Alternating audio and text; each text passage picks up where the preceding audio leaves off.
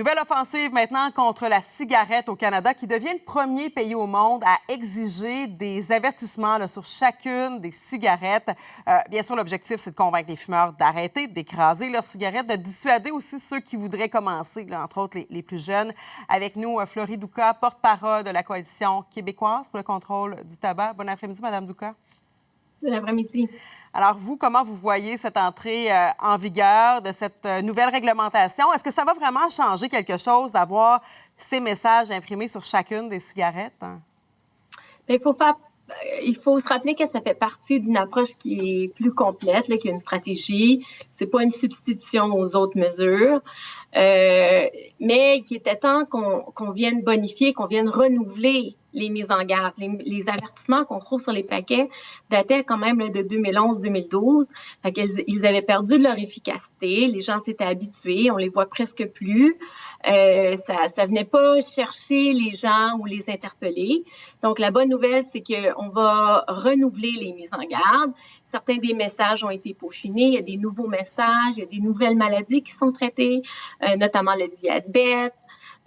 Pour ce qui est des avertissements sur les cigarettes, ben c'était l'étape logique là, pour la suite des choses. Faut se rappeler qu'il y a quelques années, seulement les cigarettiers utilisaient l'embout de la cigarette pour faire du marketing. Il y avait un logo, on venait rassurer les fumeurs avec un papier liège pour rappeler qu'il y a un filtre, mais l'idée, c'est que le filtre, ça vaut pas grand-chose. Là. Ça n'en fait pas une cigarette qui est pas nocive.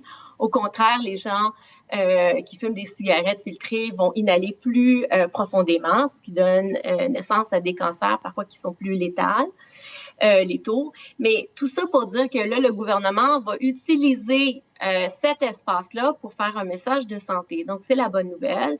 Puis, on y va aussi avec des messages qui sont différents, notamment avec une mise en garde pour indiquer qu'il y a un lien causal entre le tabagisme et la leucémie, par exemple. Donc, tout ça, c'est, vous savez, on pense toujours à faire des pamphlets, des campagnes publicitaires.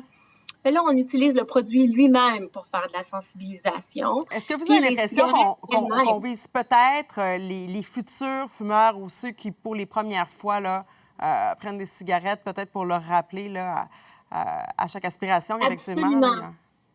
Absolument. C'est un des avantages d'avoir la mise en garde sur les cigarettes elles-mêmes, c'est que souvent, des jeunes vont se partager un paquet, vont se partager une cigarette ou vont prendre quelques puffs.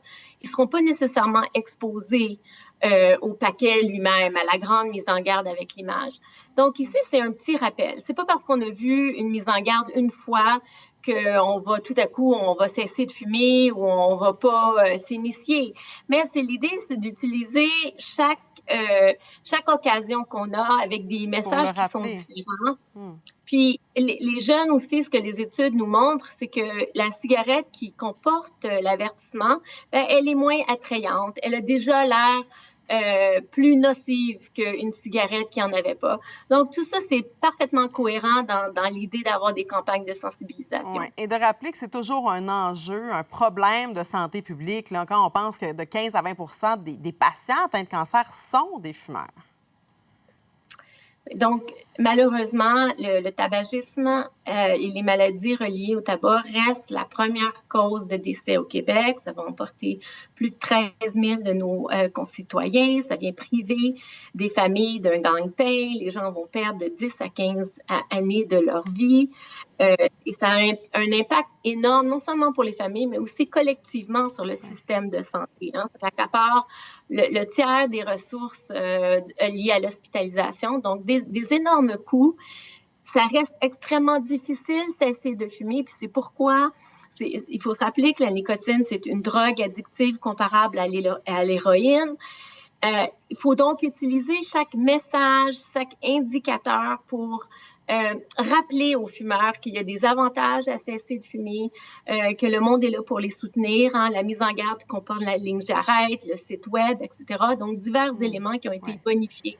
Pour taper sur le clou. L'objectif de Santé Canada, c'est quand même que moins de 5 de la population fume d'ici, de la population de 15 ans et plus, d'ici 2035. En 2020, on parlait de 13 Est-ce qu'il faudrait peut-être s'attaquer un petit peu plus au portefeuille des fumeurs là, en 15 secondes, s'il vous plaît?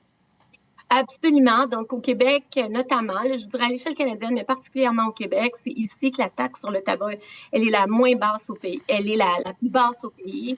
Le gouvernement québécois a toujours été un peu frileux avec les taxes. La contrebande n'est pas à la hausse. On a eu une dernière hausse des taxes, mais il faudrait y aller de façon beaucoup plus agressive. Vous avez raison. Alors, nouvelle mesure qui entre en vigueur aujourd'hui, donc les cigarettes qui seront avec des avertissements là, pour chacune d'entre elles. Merci beaucoup, Florie Doucas, porte-parole de la Coalition québécoise pour le contrôle du tabac. Merci à vous. Bonne journée.